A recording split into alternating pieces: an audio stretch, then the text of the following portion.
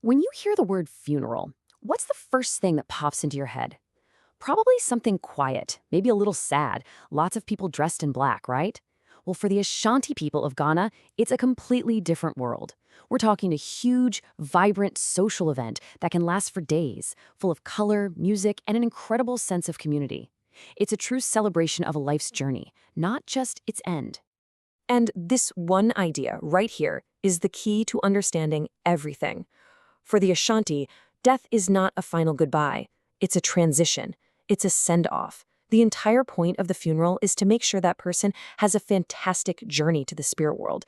Because once they become an ancestor, they're not gone. They can still play a role and even influence the lives of the family they left behind. So let's dive into this journey together.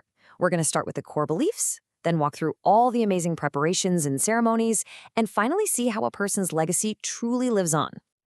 At its heart, the funeral is a massive community effort. The goal is twofold: honor the person who passed, and also equip them for their powerful new role as a spiritual guardian for the family. So you see, this is about so much more than just grieving. The funeral is this powerful public statement that cements a person's legacy. It's how the community ensures that person isn't just remembered, but becomes a permanent part of the family's story, a respected ancestor whose name will be known for generations. Okay, now let's talk about the preparations, because this part is absolutely crucial. This is not a rushed process at all. It's a very deliberate, sometimes pretty long period that really shows the depth of respect the community has for the deceased. And this might be one of the most surprising parts to an outsider. I mean, waiting weeks, even months? It seems strange, but there are some very deep, practical, and spiritual reasons for it. In a way, the wait itself is a huge sign of honor. And what's so fascinating is how practical this all is. An Ashanti funeral is a massive undertaking, socially and financially. This waiting period gives the family time to gather all the resources they need. And, super important, it gives relatives time to travel home, even from other continents. The wait makes sure that the farewell is as grand and honorable as possible and that no one gets left out. Every single step here is packed with meaning. It starts with a very intimate moment, the last drink. Then, after professional embalming to handle that long wait, the body is brought back to the family home for private rituals, usually before the sun comes up.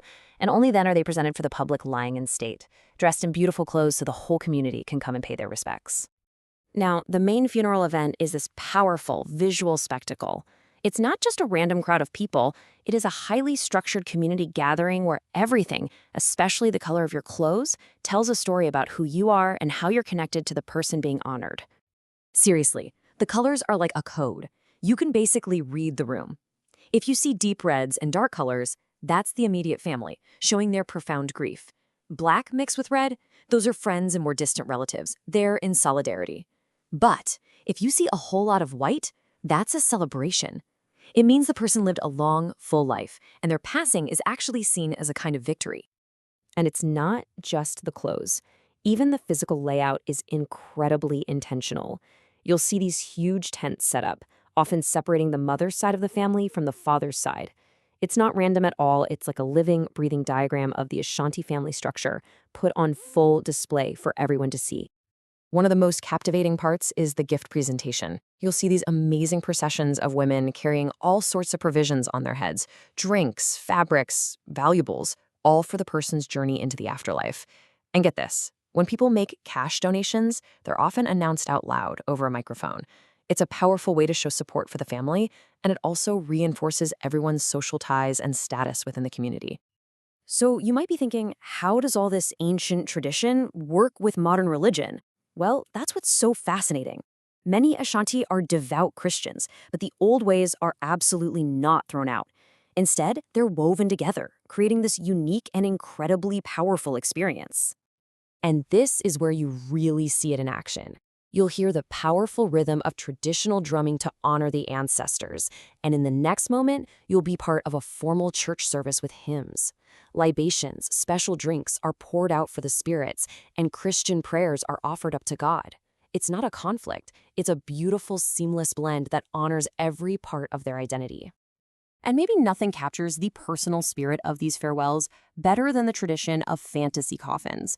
Instead of a plain old box, someone might be buried in a coffin shaped like a giant fish if they were a fisherman, or a fancy car they always dreamed of, or even an airplane.